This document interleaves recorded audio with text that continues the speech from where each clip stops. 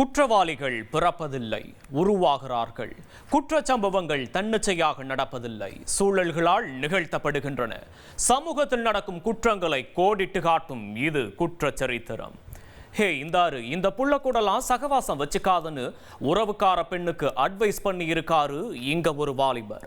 இதனால கடுப்பான இளம்பெண் பண்ண ரிவெஞ்ச் அட்டாக் என்ன தெரியுமா? அது ஒரு படுபயங்கர கொலை.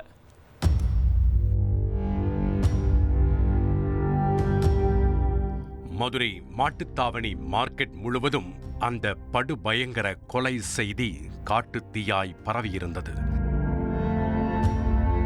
சம்பவ இடத்திலிருந்த இரத்தக்கரையை அதிர்ச்சியோடு பார்வையிட்டு சென்ற வாடிக்கையாளர்கள் அங்கிருந்த வியாபாரிகளிடம் என்ன நடந்தது என சப்தமில்லாமல் விசாரித்துக் கொண்டிருந்தனர். கொலை செய்தவர்கள் மதுரையில் ஆதிக்கம் செலுத்திய கிளாமர் காளியின் ஆட்களோ அல்லது வெள்ளை காளியின் ஆட்களோ கிடையாது.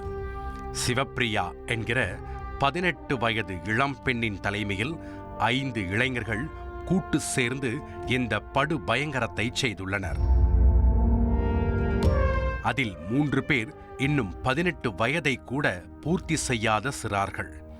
சிவப்பிரியா கொலை பிரியாவாக மாறியதன் பின்னணியை அறிய செய்தியாளர் ஜான் கிறிஸ்டோபரை விசாரணையில் களமிறக்கினோம். கொலை செய்யப்பட்டவர் மதுரை மாவட்டம் செல்லூர் பகுதியைச் சேர்ந்த தங்கப்பாண்டி. இவருக்கும் அதே பகுதியைச் சேர்ந்த பிரதாப் என்பவருக்கும் கடந்த 3 ஆண்டுகளாகவே முன்விரோதம் இருந்துள்ளது. தங்கப்பாண்டி அவருடைய கூட்டாளியான காட்டுப்பூச்சி ஆனந்த் என்பவரோடு சேர்ந்து பிரதாப்பை வம்பிழுப்பதையே வாடிக்கையாக வைத்திருந்துள்ளார். சென்ற 2023ஆம் ஆண்டு நடந்த ஊர் திருவிழாவின் போது காட்டுப்பூச்சியும் தங்கப்பாண்டியும் சேர்ந்து பிரதாப்பின் இருசக்கர வாகனத்தை தீ வைத்து கொளுத்தி உள்ளனர். அதோடு பிரதாப்பின் ஆருயிர் காதலியான சிவப்பிரியாவை பார்த்து உன் காதலனை ஒழுங்காக இருக்கச் சொல்லுமாறு எச்சரித்து சென்றுள்ளனர். இந்த சம்பவத்தின் தொடர்ச்சியாக சில மாதங்களுக்கு முன்பு பிரதாப் பைக் திருட்டு கேஸில் கைதாகி சிறையில் அடைக்கப்பட்டுள்ளார். இதற்கு பின்னணியிலும் காட்டுப்பூச்சியும் தங்கப்பாண்டியும் இருப்பதாக பிரதாப்பின் காதலி உறுதியாக நம்பியுள்ளார். ஊர் திருவிழாவில் சிவப்பிரியாவை மிரட்டியது போலவே பிரதாப்பின் சகோதரரான 17 வயது சிறுவனையும் தங்கப்பாண்டி ஒழுங்காயில்லைனா உங்க அண்ணன் மாதிரி நீயும் ஜெயில்ல கம்பி எண்ண வேண்டியிருக்கும் என எச்சரித்திருக்கிறார். பிரதாப் சிறையில் இருந்த காரணத்தால் அவரது சகோதரனும் சிவப்பிரியாவும் பொறுமையாக நடப்பவற்றை சகித்துக் கொண்டு சமயம் வரும்போது சம்பவம் செய்துவிடலாம் என சைலண்டாக இருந்துள்ளனர். இந்நிலையில் மறுபடியும் ஒரு ஊர் திருவிழாவில் சிவப்பிரியா அவருடைய தோழி ஒருவருடன் சகஜமாக பேசிக் கொண்டிருந்துள்ளார். அப்போது அங்கு குடைச்சல் கொடுப்பதற்காகவே ஆஜரான தங்கப்பாண்டியும் காட்டுப்பூச்சியும் சிவப்பிரியாவின் தோழியிடம் இந்த பொண்ணு கூடலாம் ஏன் சவகாசம் வச்சிருக்க என கண்டித்து சிவப்பிரியாவை ஊரறிய அவமானப்படுத்தி உள்ளனர். அன்னிக்கு நடந்த கொடுமைகளை கேட்டு கொதித்தெழுந்த பிரதாப்பின் சகோதரர் அவருடைய கூட்டாளிகள் 4 பேரை அணி சேர்த்து தங்கப்பாண்டி மற்றும் காட்டுப்பூச்சியின் கதை முடிக்க களத்தில் இறங்கி உள்ளனர். சம்பவம் நடந்ததன்று காரில் ஆயுதங்களை ஏற்றிக்கொண்டு முதலில் காட்டுப்பூச்சி வீட்டிற்கு சென்றுள்ளனர். ஆனால் பிரதாப்பின் சகோதரர் கொலை வெறியோடு வந்திருப்பதை அறிந்த காட்டுப்பூச்சி நைஸாக ஒளிந்து கொண்டு உயிரை காப்பாற்றிக் கொண்டுள்ளார். அந்த கும்பல் அங்கிருந்து ஏமாற்றத்துடன் திரும்பிச் சென்றதும் ஜஸ்ட் மிஸ் ஆன காட்டுப்பூச்சி உடனடியாக அவருடைய நண்பரான தங்கப்பாண்டியை செல்போனில் அழைத்து தனக்கு மரண பயத்தை காட்டிட்டாங்க பரமா என்கிற ரேஞ்சில் அழுது அலர்ட் செய்துள்ளார். இதற்கிடையே சுமார் 1 மணி நேரம் கொலை வெறியோடு மதுரை முழுவதும் சுற்றி வந்த சிவப்பிரியா கேங் மாட்டுத்தாவணி மார்க்கெட்டில் தங்கப்பாண்டி உணவருந்திக் கொண்டிருப்பதை பார்த்துள்ளனர். பொதுமக்கள் முன்னிலையில் தங்கப்பாண்டிக்கு சுற்று போட்ட அந்த கும்பல் அவரின் கழுத்தை கரகரவென அறுத்து மிக கொடூரமாக கொலை செய்துவிட்டு தப்பிச் சென்றுள்ளனர். நடந்த சம்பவம் தொடர்பாக கொலை வழக்கு பதிவு செய்த போலீசார் கொலையாளிகள் சிவப்பிரியா, சகாயம் அவனீந்திரன் மற்றும் பிரதாப்பின் தம்பி உட்பட 3 சிறுவர்களை கைது செய்து சிறையில் அடைத்துள்ளனர். 10 மாசம் சுமந்து பெற்ற தாயே 4 வயது சிறுமியை ஆத்துல வீசி கொலை செஞ்சிருக்காங்க. கொலைக்கான காரணம் குறித்த விசாரணையில அந்த தாய் வாய் திறக்காத நிலையில சிறுமியோட போஸ்ட்மார்ட்டம் ரிப்போர்ட் அனைவரையும் அதிர வச்சிருக்கு. சாலக்குடி கேரளாவின் மிக முக்கியமான நதிகளில் ஒன்று. சுமார் 150 கிலோமீட்டர் நீளமுள்ள இந்த நதி திரிசூர், பாலக்காடு, எர்ணாகுளம் போன்ற மாவட்டங்களை பசுமையாகவும் இயற்கை வளத்தோடும் வாழ வைத்திருக்கிறது.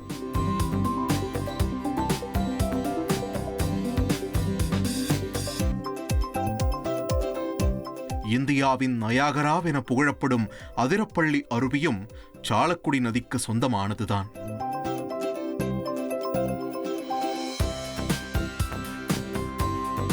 எப்போதும் சாரல் வீசி ரம்யமாக காட்சியளிக்கும் இந்த அருவி அன்று கண்ணீரை காட்டாராக கொட்டுவது போல காட்சியளித்தது. அதற்கு காரணம் 10 மாதம் சுமந்து பெற்ற தாயே தனது 4 வயது மகளை இந்த ஆற்றில் உயிருடன் வீசி கொலை செய்திருக்கிறார். பல லட்சம் மக்களின் வாழ்வாதாரமாக உள்ள இந்த ஆற்றை ஒரு 4 வயது சிறுமியை கொலை செய்யும் கருவியாக பயன்படுத்தியது உண்மையிலேயே பெரும் துயரம்தான். என்ன நடந்தது என்பதன் முழு குற்றப்பின்னணியை அறிய சம்பவம் நடந்த நதிக்கரையில் இருந்தே விசாரணையை தொடங்கினோம்.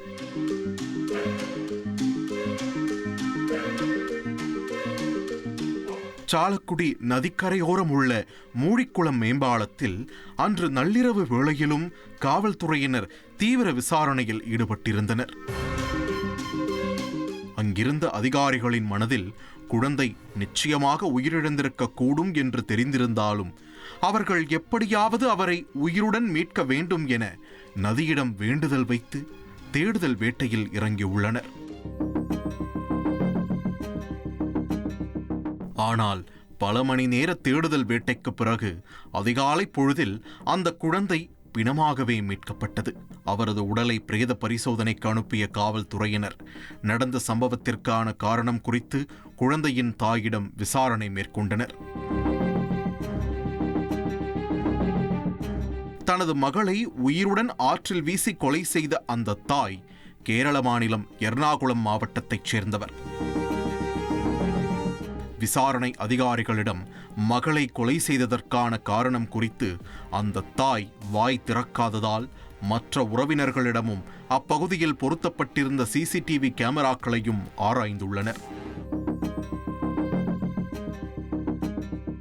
அதில் சம்பவம் நடந்த அன்று மதியம் அந்த தாய் அங்கன்வாடி பள்ளியில் இருந்து 4 வயது மகளை அழைத்துக் கொண்டு பேருந்து ஏறி சாலக்குடி நதிக்கரையோரம் வந்து இறங்கிய சிசிடிவி பதிவுகள் கிடைத்திருக்கின்றன. மூழிக்குளம் பாலத்தின் மேல் கையில் குழந்தையுடன் சென்ற தாய் திரும்பி வரும்போது வெறும் கையுடன் வந்தது அதிகாரிகளை அதிர்ச்சியடைய வைத்தது. தனது மகளை உயிருடன் ஆற்றில் வீசிவிட்டதாக அந்த தாய் வாக்குமூலம் அளித்ததை தொடர்ந்து உடனடியாக மீட்புக் குழுவினருடன் சாலக்குடி நதியில் தேடுதல் வேட்டை தீவிரமடைந்தது.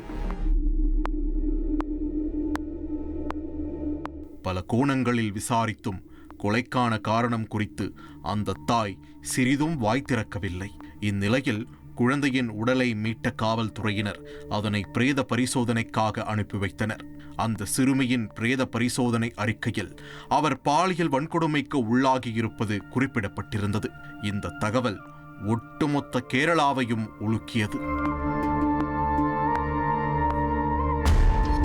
இதன் தொடர்ச்சியாக சிறுமியின் தந்தையிடமும் வீட்டிலிருந்த மற்ற உறவினர்களிடமும் காவல்துறையினர் விசாரணை மேற்கொண்டுள்ளனர். உயிரிழந்த சிறுமியின் தந்தையின் நெருங்கிய உறவினர்தான் பாலியல் வன்கொடுமை செய்திருப்பது விசாரணையில் தெரிய வந்தது. நடந்த சம்பவம் தொடர்பாக போக்சோ வழக்கு பதிவு செய்த காவல்துறையினர் சிறுமியின் உறவினரை கைது செய்து அவரிடம் தீவிர விசாரணை மேற்கொண்டு வருகின்றனர். முழுமையான விசாரணைக்கு பிறகே அந்த தாய் ஏன் சிறுமியை ஆற்றில் வீசி கொலை செய்தார் மற்றும் கொலைக்கான காரணத்தை ஏன் மறைத்தார் என்பன உள்ளிட்ட பல்வேறு மர்மங்கள் வெளிச்சத்திற்கு வரும். காதணி விழாவுக்காக வைக்கப்பட்டிருந்த பேனர்ல தன்னோட புகைப்படத்தை ஏன் போடலன்னு உரிமையோட பங்காளி கிட்ட பிரச்சனை பண்ணி இருக்காரு இங்க ஒரு வாலிபர். இது வெறும் ஒரு நாள் கூத்துன்னு எல்லாரும் நினைச்சிட்டு இருந்தப்பதான் அது 3 மாசத்துக்கு பிறகு இப்போ ஒரு கொலையில முடிஞ்சிருக்கு.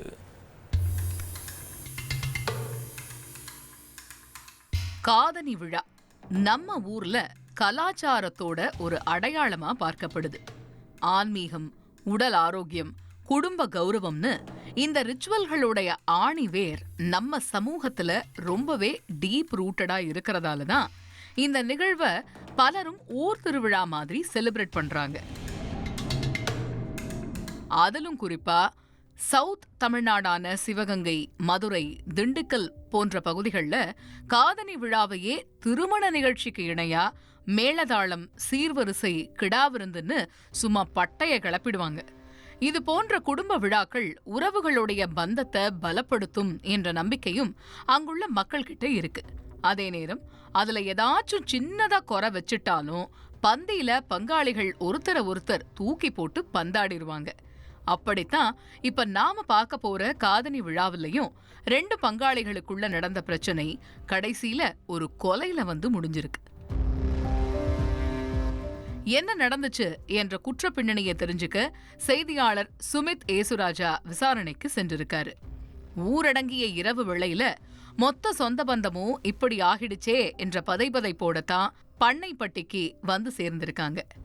கொஞ்சம் முன்னாடியே நாம சமாதானம் பேசி வச்சிருந்தா இந்த கொலையே நடந்திருக்காதே என்கிற குற்ற உணர்வு அங்கிருந்த பெரியவர்களோட மனசை உறுத்திக்கிட்டு இருந்துச்சு. கொல்லப்பட்டவரோட பேரு மருதுபாண்டி. திண்டுக்கல் மாவட்டம் வேடசந்தூர் அருகே உள்ள நாகையக்கோட்டை பண்ணைப்பட்டி தான் இவருடைய சொந்த ஊர். 33 வயசாகும் மருதுபாண்டிக்கு திருமணமாகி மனைவியும் 2 குழந்தைகளும் இருந்திருக்காங்க. 3 மாசத்துக்கு முன்னாடி மருதுபாண்டியுடைய நெருங்கிய உறவினரான வெள்ளைச்சாமி என்பவர் அவருடைய குழந்தைக்கு காதணி விழா நடத்தியிருக்காரு. அதுல கலந்துகிட்ட மருதுபாண்டி வெள்ளைச்சாமியோடைய வாரிசை வாழ்த்தி ஊரே கண்ணு வைக்கிற மாதிரி ஒரு பிளெக்ஸ் பேனர் வச்சிருக்காரு. அத கண் சிமிட்டாம உற்று பார்த்த சொந்த பந்தங்கள் எல்லாரும் மருதுபாண்டியோடைய பங்காளியான தனபாலோட போட்டோ பேனர்ல மிஸ் ஆகுதேன்னு கொளுத்தி போட்டிருக்காங்க. இதனால கடுப்பான தனபால் மருதுபாண்டி கிட்ட ஏன் இப்படி பண்ணீங்கன்னு உரிமையா கேட்டிருக்காரு. அப்போ இருவருக்கும் இடையே சண்டை முற்றி கைகலப்பா மாறி இருக்கு. அப்போதே உறவினர்கள் இருவரையும் சமாதானப்படுத்தி பிரிச்சு வச்சிருக்காங்க. அதன் பிறகு இருவரும் அவரவர் தச்சு தொழில பிஸியா இருந்தாலும் அந்த பிரச்சனையும் மனஸ்தாபமும் அப்படியே இருந்திருக்கு. நேரெதிரில் சந்திக்கும் போதெல்லாம் ஒருத்தரை ஒருத்தர் தொடர்ந்து வம்பிழுத்து வந்திருக்காங்க. இந்த சூழல்ல தான் சம்பவம் நடந்த அன்னைக்கு மருதுபாண்டி கிட்ட சமாதானம் பேசலான்னு சொல்லி ஏரிக்கரை பக்கமா வர சொல்லி இருக்காரு தனபால். மருதுபாண்டியும் பங்காளியோட அழைப்பை ஏற்று அங்க போயிருக்காரு. இருவரும் சமாதானம் பேச முயன்றப்ப அவங்களுக்குள்ள மறுபடியும் பேனர்ல போட்டோ போடாதது தொடர்பா பிரச்சனை ஆகியிருக்கு. ஒரு கட்டத்துல பொறுமை இழந்த மருதுபாண்டி தனபால அடிச்சிருக்காரு. இதனால இருவரும் மாறி மாறி சண்டையிட்டு இருந்திருக்காங்க. தனபால் அவருடைய சித்தப்பா மகனான தினேஷ்குமாருக்கு போன் போட்டு கத்தியை எடுத்துட்டு வர சொல்லியிருக்காரு. அண்ணனுக்கு ஒரு ஆபத்து என்றதும் தினேஷ்குமாரும் வீட்டுல இருந்த கத்தியை எடுத்து வந்து கொடுக்க அதை வாங்கி மருதுபாண்டிய குத்தி கொலை செஞ்சிருக்காரு தனபால். நடந்த சம்பவம் தொடர்பாக கொலை வழக்கு பதிவு செய்த போலீஸ் தனபாலையும் அவருடைய தம்பி தினேஷ்குமாரையும் கைது பண்ணி சிறையில அடைச்சிருக்காங்க. ஒரு காதணி விழாவில் உருவான பகையால 2 குழந்தைகள் தந்தையை இழந்திருக்கிறதும், தனபாலோட மனைவியும் குழந்தையும் குடும்ப தலைவனை பிரிய நேரிட்டு இருக்கிறதும், ஒரு கல்லூரி மாணவருடைய எதிர்காலமே கேள்விக்குறியாகி இருப்பதும் இப்ப பண்ணைப்பட்டியில உள்ள அனைவரையும் சோகத்துல ஆழ்த்தி இருக்கு. மீண்டும் நாளை இரவு 10 மணிக்கு நம்மை சுற்றி நடக்கும் குற்ற சம்பவங்களின் முழு பின்னணியோடு உங்களை சந்திக்கும் வரை விடைபெறுவது நான் வைகரை வருணன்.